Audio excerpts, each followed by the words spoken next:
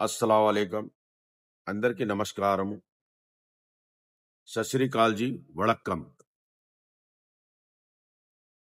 నేను చెప్పేది జూబ్లీస్ ఏరియా నుంచి చెప్తున్నాను. నేను జూబ్లీస్ కాన్స్టిట్యున్సీ నుంచి చెప్తున్నాను.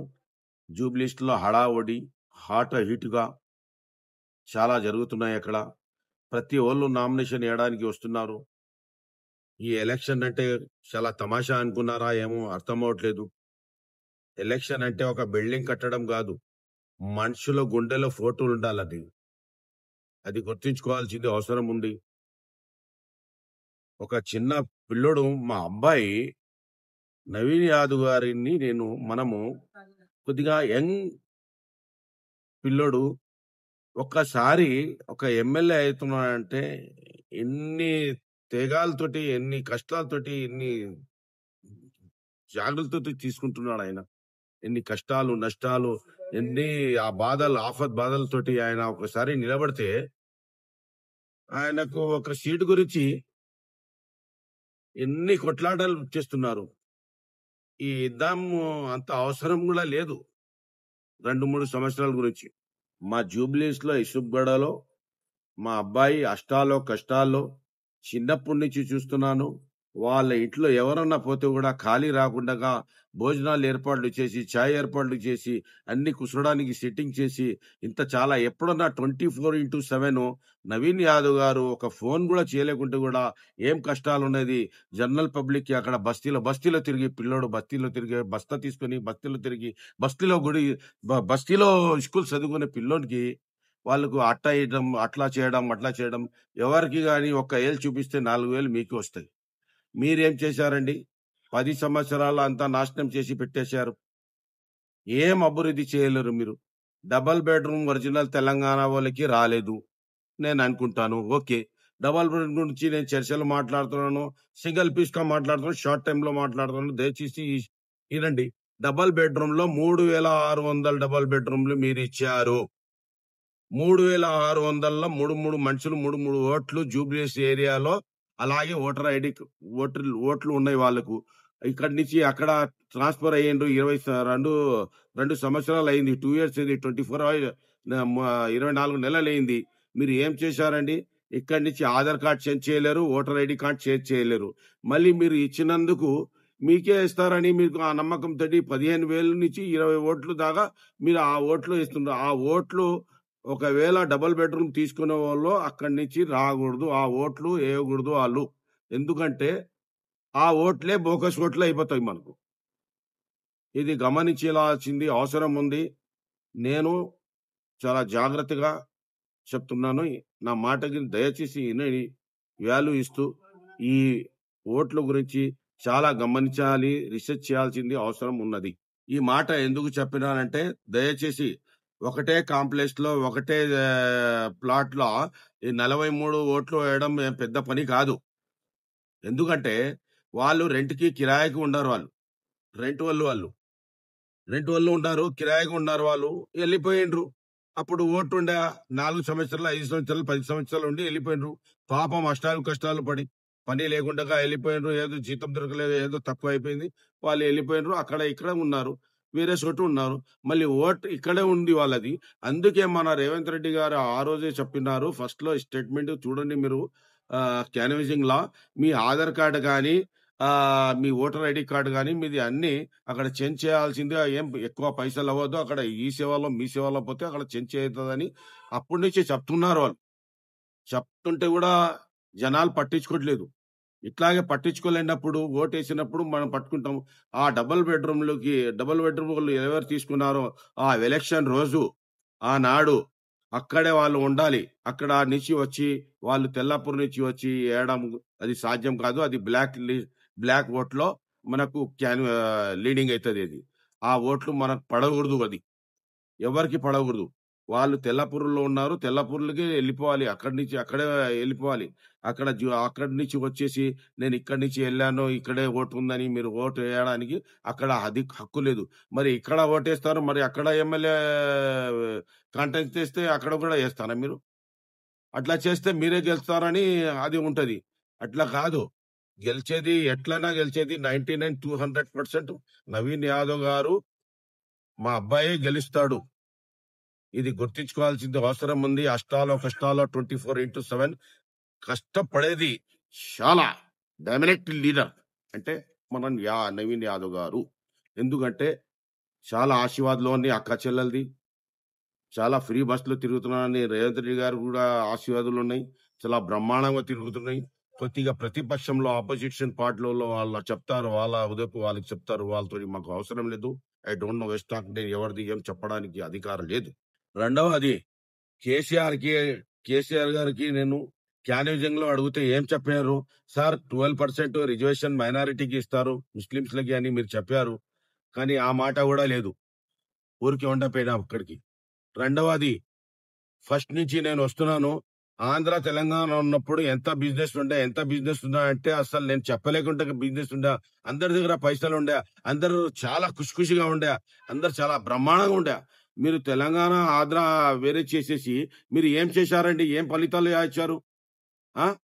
మీరు జెన్యూన్ గా ఒకటి సోనియా అమ్మది దగ్గర పోయి నమస్కారం చేసి మీరు ఏం చెప్పారు? తెలంగాణ ఇస్తే తెలంగాణకు నేను కాంగ్రెస్ కు నేనే పని చేస్తాను అమ్మా అని ఆ రోజులు మర్చిపోయారు. మీరు తెలంగాణ మీరు తీసుకొచ్చేది కాదు, తెలంగాణ మన సోనియా అమ్మ గారు ఇచ్చిండ్రు. సోనియా అమ్మ వల్లనే మీరు పైనకి వచ్చిండ్రు, అది గుర్తించుకోవాలి అవసరం ఉంది. సోనియా అమ్మ ఇచ్చింది. 1200 మంది ఉస్మానియా యూనివర్సిటీలో చాలా బలిదానాలు అయినాయి. నేను కూడా దానిలో ఇందిరా పార్క్ దగ్గర కవిత అక్క, నేను, కేసీఆర్ గారు అందరూ ధర్నాలు చేసి 2001లో కేటీఆర్ గారిది ఓటు కూడా లేదు అక్కడ. వాళ్ళు యుఎస్ లో చదువుకున్నారు. అతన్ని అనుకుంటున్నారు నేనే చదువుకున్నాను, నా అంత చదువుకుని ఎవరు లేరు. అది తప్పండి. అందరికీ అంటే ఎక్స్పీరియన్స్ కూడా ఏజ్ ప్రకారంగా వస్తుంది. మీ ఏజ్ ఎంత, ఎక్స్పీరియన్స్ అంతా. నాకు 62 ఉంది. 50 సంవత్సరాల నుంచి నేను పొలిటికల్ కి దూరం ఉండాలనుకుంటున్నాను, కానీ పొలిటికల్ నా మనుషుల నుంచి పోవట్లేదు, పొలిటికలే నా దగ్గరికి వచ్చేస్తుంది. అట్లాంటి మీది మొత్తం అందరిది తెలుసు నాకు. కాకపోతే నేను సమానంగా చెప్పాలని గుర్తిస్తున్నాను. కేసీఆర్ గారికి మనం చెప్పినారు, ఒక ముస్లిం సోదరుడు అక్కడ అడిగితే 12% మీరు రిజర్వేషన్ ఇస్తున్నారంటే క్యాన్విజింగ్ లో మీరు వచ్చినప్పుడు అన్ని ప్రజల్లో చెప్తే అరే బయట తెరే బాప్సే బాత్ కరింగే అన్నాడు. అన్నాడా లేదా అది నేను చెప్పట్లేదు. రెండవది కవితాక ఏమనింది? ముస్లింస్ అంటేనే కబూతరం దానా ఇది ఉందా లేదా చూసుకోండి. ఇది హరీష్ రావు ఏమంటారు? మేరే ముస్లిం భాయ్ గరీబ్ ఫకీర్ భాయ్ అంటాడు. ఫకీర్ భాయ్ ఎట్లా వచ్చిందబ్బా? నువ్వు ఎట్లా అమీర్ అయినావు? నువ్వు పైసలు వెళ్ళావు, మీ దగ్గర ఆస్తి ఎంత ఉంది, అంతస్తు ఉంది, ఎంత ఉంది? 12,000 రూపాయల్లో కవితాక రెంటింటికి ఉండే. ఇప్పుడు 12 కోట్లు ఉన్నాయి. ఎన్ని కోట్లు ఉంది నాకే తెలియదు. మీ దగ్గర ఎంత ఉండే? ఎలక్షన్ ఉన్నప్పుడు, ఎలక్షన్ లో ఎక్కినప్పుడు ఎంత ఉండే మీకు ఆస్తి? ఇప్పుడు ఎంత ఉంది మీరు చూపించండి. మీరు చూపించలేరు. 53 crores అయితే మీరు యుఎస్ కి బేనామీగా అక్కడ పంపించేశారు. మీరు ఐటీ సెంటర్ పెట్టడానికి యుఎస్ లో పెట్టారో ఎక్కడ పెట్టారో అది మీరు గుర్తించుకోవాల్సిన అవసరం. ఆ లెక్క చూపెట్టలేదు. అసెంబ్లీలో పోవడానికి మీకు సత్తా లేకున్నప్పుడు, మాట్లాడే సత్తా లేకున్నప్పుడు ఇక్కడ బయట వచ్చి అరిచి ఆ పాపం మా అక్కకు కూడా, సునీత అక్కకు, ఆయన కూడా మా తమ్ముడే, మాగంటి గారు కూడా మా అన్ననే, అట్లా నేను అనట్లేదు. కాకపోతే ఆయన చచ్చిపోయిండు. మనం ఏదో మీరు ఎమ్మెల్సీ ఇచ్చేది, ఏవో పథకం ఇచ్చి ఏమైనా పైసలు ఇచ్చేసి మీరు పక్కన కూర్చోబెట్టాల్సి, ఆయనకి తీసుకొచ్చి స్టేజ్ లో ఆయనకు బాధాకరంగా, అరే ఎవరికైనా అవుతుంది బాధ, ఏడుస్తారు. ఎవరు ఏడోరు? మొగుడు చచ్చిపోతే పెళ్ళాం వేస్తారు, పెళ్ళం చచ్చిపోతే మొగుడు వేస్తారు. అది కామన్. అది ఏడుస్తే కొద్దిగా ఈజీగా కొద్దిగా బరువు తగ్గుతుంది, బాధలు తగ్గుతాయి అని ఏడ్చింది. మనం కూడా చేస్తున్నాము. అందుకే ఆమె ఏం లేదు, ఆయన ఏజ్ పర్సన్, ఆమెకి ఏం తెలుసో తెలియదు. మీరు ఆమె ఎంకలో ఉండి ఏం చేస్తారండి? 20 నెలలైంది అన్నారు. మీ ఎమ్మెల్యే గెలిచిండు, అక్కడ పోయి మాట్లాడాలి కదా. చచ్చిపోయి ఆయన బాధలో మనం కూడా ఉన్నాం. కాంగ్రెస్ వాళ్ళు, ఒక మనిషి చచ్చిపోతే మనం కూడా కష్టాల్లో ఉన్నాము. కాంగ్రెస్ వాళ్ళు అట్లా మన మనసు ఉంది, మన మనుషుల్లాగా ప్రవర్తిస్తున్నాం. కాకపోతే వాళ్ళ మన మంచితనం చేసి ముందర వ్యక్తికి రెచ్చగొట్టి అది చేసిండు, ఇది చేసిండు, ఇది చాలా వరకు తప్పు. వాళ్ళకు బాధాకరంగా ఉంటే మీకు ఏమన్నా ఇచ్చేసి వాళ్ళ పక్కన పెట్టి, వేరే లీడర్ లేరా? పెట్టండి వాళ్ళ అబ్బాయికి ఏదో జనరేషన్ ఉంటే పెట్టండి. ఆయమ్మ గూడా మా అక్కనే మంచిగా తెస్తదని. కానీ ఆయమ్మ ఎంబడి ఏం పని చేస్తారు? ఏం దీని గురించి మాట్లాడి చర్చలు చేయాలి గదా! దానికి యంగ్ జనరేషన్ ఉండాలి. యంగ్ జనరేషన్ ఉండాలి. ఉంటేనే పనికొస్తది. లేకుంటే ఎక్కడొస్తదండి? మీరు చెప్పండి. ఆయన గల్లీ గల్లీకి తిరిగినాడు. చిన్న పిల్లోడు అబ్బాయి. బస్తాగా తీసుకొని స్కూలుకి పోయేప్పటి నుంచి మనము చూస్తున్నాము. వాళ్ళ ఇంట్లో ప్రతిసారి అక్క చెల్లెలకి, అన్నదమ్ములకి భోజనాలు ఏర్పాట్లు చేస్తూనే ఉండాలి. డైనింగ్ లీడర్ అంటే అది ఉంటారండి. వాళ్ళు తినకపోని, "బాబు తిన్నారా?" సాలు. అరే ఎవరైనా కలిసిపోతే, "రా అన్న, రా అంకుల్." ఎవరికి రెచ్చిపోయే మాట ఆ పిల్లోడిని అబ్బాయితోటి నేను ఇనలేను. ఆ అబ్బాయికి 99 కాదు 200% గెలిపించాలి. మన జూబ్లీహిల్స్‌లో బాగా అభివృద్ధి రావాలంటే మన రూలింగ్ పార్టీకే ఎయాలి. ఆ రూలింగ్ పార్టీకి ఏస్తే ఫాస్ట్‌గా పనులు అయితాయి. మనమైతే ఎట్లన్నా కిరాయి రెంటిల్లు ఈరోజు ఉంటాము, రేపు పోతాము. ఈ భాషను ఎందుకు ఇస్తున్నా అంటే జూబ్లీహిల్స్ ఏరియాలో మన సుల్తాన్ నగర్‌లో 400 ఇళ్ళే ఉన్నాయి. 400 ఇళ్ళల రెంట్ వోళ్ళు ఎంతమంది ఉన్నారు? చాలా మంది ఉన్నారు. ఒక్కొక్క ఇల్లులో 20 మంది, 15 మంది 4 అంతస్తుల బిల్డింగ్, 5 అంతస్తుల బిల్డింగ్‌లో చాలా మంది ఉన్నారు. ఆ! దానికి మీరు గమనించాల్సినది అవసరం ఉంది. కాంగ్రెస్‌కి చేతి గుర్తుకే మన ఓటు మీ పవిత్రమైన ఓటు ఏసి గెలిపించి ప్రార్థనలు చేయాలని కూడా అంటున్నాను. ఇంకొకసారి నేను కేసీఆర్ గారికి డైరెక్ట్‌గా సూటబుల్‌గా అడుగుతున్నాను. మీరు ఆంధ్ర, తెలంగాణ సెపరేట్ చేసి ఏం సాధించలేరు. ఏమన్నా సాధించేదంటే సోనియా గాంధీ చేతిలో మీరు ఆ 8 ఎంపీలు పోయినాయి మనవి. ఆ చేతిలో 8 మంది మనకు 42 ఎంపీలు ఉండే. 42 ఎంపీలలో 25 ఎంపీలు అక్కడ పోయినాయి. 17 ఎంపీలు ఇక్కడ అయినాయి. మనకు ఇక్కడ ఉంది బలం సెంట్రల్‌లో మాట్లాడడానికి. సెంట్రల్‌లో అది వచ్చింది. కరెక్టే మీరు సెపరేట్ చేసిండ్రు. ఏం అభివృద్ధి చేసిండ్రు? మీరు ఎంపీలు గూడా 8 ఎంపీలు అక్కడ వాళ్ళు గెలిచిండ్రు. సెంటర్‌లో బలం ఇస్తున్నారు. పర్సెంటేజ్ తగ్గిపోయింది. సనత్ నగర్‌లో గాని, మన సుల్తాన్ నగర్‌లో చూసుకోండి మీరు. మీరు అంత బలగాలు మీరు బలముంటే, మీకు అంత సత్తా ఉంటే, అప్పుడు గూడా ఎంపీ ఎలక్షన్‌లో గూడా మెంబర్ ఆఫ్ పార్లమెంట్ కూడా సెంటర్‌కి కూడా మీరు చాలా వరకు 17 ఎంపీలలా ఒక మనది అసదుద్దీన్ ఓవైసీ పూరా మొత్తం దునియాలో ఆయన పెద్ద మనిషి ఆయన. ఆయన బ్యారిస్టర్. ఆయనకు ఒక सलाम कर रहा हूँ मैं इनको। उनको भी सलाम कर रहा हूँ। उनकी भी हमारे पर दुआ रहना। हम भी उनको दुआ करेंगे सेहत अता फरमा, इज्जत और रिज़्क। सेहत ये तो बस है। मैं सबको दुआ कर रहा हूँ मैं, मेरी दुआ को भी कबूल फरमाओ। और दूसरी चीज़ क्या है, आप 42 एमपी में से ना 25 एमपी वहाँ चले गए, 17 एमपी यहाँ आ गए। 17 में हमारी ज़िंदगियों को क्या करे, खतरा कर दिए। खतरा करने के बाद में और एक क्या करें आप, वो एमपियों को है जो 17 एमपी में 16 एमपियों को एक एमपी हमारे तो हमेशा के उन्होंने मरे दम तक तो रहते, हमारी दुआ है उनके साथ। रहना भी ज़रूरी है, हमारा आदमी हमारे को रहना ज़रूरी है। और ये हमारा आदमी बोल के नहीं, మన మనిషి ఈయన. అట్లాంటి మనిషి వ్యక్తి మన తెలంగాణ నుంచి ఉండాలి. ఎందుకంటే బ్యారిస్టర్ హస్బుద్దీన్ ఓవైసీ అంటే హిందూ, ముస్లిం, సిక్, సాయి అన్ని కలిసి మెలిసి మనం ఒక ఫ్యామిలీకి ఇట్లాగా వాళ్ళు కూడా ఏదైనా దారుసలాంలో పోతే కూడా వాళ్ళు ఏమైనా పని ఆఫత్ బాధలు ఉంటే కష్టాలు నష్టాలు ఉంటే వాళ్ళు కూడా చాలా చేస్తున్నారు. 7 ఎమ్మెల్యేలు కూర్చొని మీ సిఫారిష్ మీది ఏమేముంది దరఖాస్తు అన్ని వాళ్ళు చేస్తున్నారు. మనం ప్రజలు పోలేకుంటే మనం ఏం చేస్తాము? ఇక్కడ కూడా మనము ఏం చేస్తున్నాం అంటే ప్రజా దర్బార్‌కి పోయి మీరు గూడా ప్రజలు చెప్పాల్సింది అవసరం ఉంది. ప్రజా దర్బార్ ఉంది.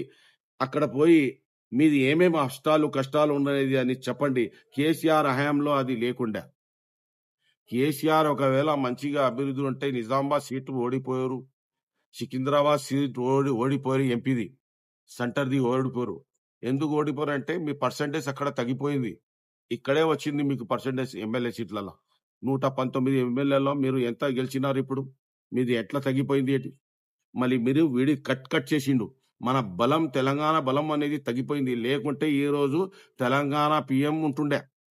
42 సీట్లంటే అక్కడ సీట్లు సెంట్రల్‌లో సీట్ తగ్గిపోయింది గదా! 43 42లో సీట్లలో అంటే మనము హిలాయించిస్తుంటే ఇప్పుడు చంద్రబాబు నాయుడు అక్కడ పవన్ కళ్యాణ్ 25 సీట్లనే పెట్టుకొని సెంటర్‌లో ఫండ్స్ ఎంత తీసుకొస్తుండ్రు. మనం ఉంటేనే నువ్వు ఉంటావు, మీరుంటారు. మనం లేకుంటే లేదంటున్నారు. ఇప్పుడు మనం చెప్పడానికి సెంట్రల్‌లో ఏం తీసుకొని చెప్తారు 17 సీట్లు. కానీ బలం ఉండాలి కదండీ! పార్లమెంట్‌కి పోయేటప్పుడు. ఆ బలం మనది తగ్గిచ్చేశారు. కేసీఆర్ గారు చాలా ఆహ్, గ గలసలత్తు చేసిండు పని. అసలు ఆయన గూడా కాంగ్రెస్ మనిషి కాంగ్రెస్‌లో వచ్చేసి ఆయనకు బలం సోనియా గాంధీకి గెలిపించాల్సింది అసలు ఆయనకు ఉంది ఆయనకు మొత్తం ఆయనకు బాధ్యత ఉంది. ఆ బాధ్యత గూడా ఆయన కంప్లీట్ చేయలేదు. వాళ్ళకు మీరు ఒక్కసారి అన్నం తింటే మీరు అన్నం తింటారా? తింటారా? ఒక్కసారి నమ్మకం ఇస్తే నమ్మకంగా పని చేయాలి. నమ్మక దృఢంగా పని చేయకూడదు. మీరు నమ్మక దృఢంగా పని చేసిండ్రు. ఒక్కసారి खा नमक खा के नमक हलाल नहीं करे, तुम नमक हराम का काम करे, उसके लिए तुम कभी भी सही नहीं रहते। केसीआर साहब सलाम और आप जो गलती करे उसको एक्सेप्ट करना बहुत ज़रूरी है। करते भी आप। आप अच्छे आदमी हैं, समझदार हैं, आप करते भी। आपको मैं नहीं बोलूँगा, आप बड़े आदमी हैं, बुड्ढे आदमी हैं।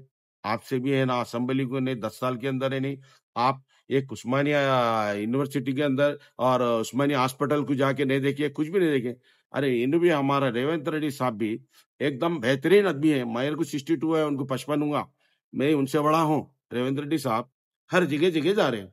अरे यंग होना जनरेशन, यंग लीडर होना, ये काम करो तुम। तुम क्या की लागे नहीं किसको की लागे क्या की काम करेंगे बोले तो हो जाता। तुम सीएम उनको बच्चे को बनाओ जी, वो बच्चा भी हमारा बच्चा है। मगर जितना बोलना है उतना ही बोलना, ज्यादा नहीं बोलना। 53 करोड़ मार दिए कालेश्वरम में, ब्रिशा डैम तोड़ दिए और वहां उन्होंने खा लिए। उन्होंने देखे तो है नहीं कविता का है नहीं, वो वहां जाके तिहाड़ जेल में चले गए। फिर ये सब क्या हो रहा है तुम लोगों के संस्कार? ऐसा होगा तुम्हारा बीआरएस का, हाँ?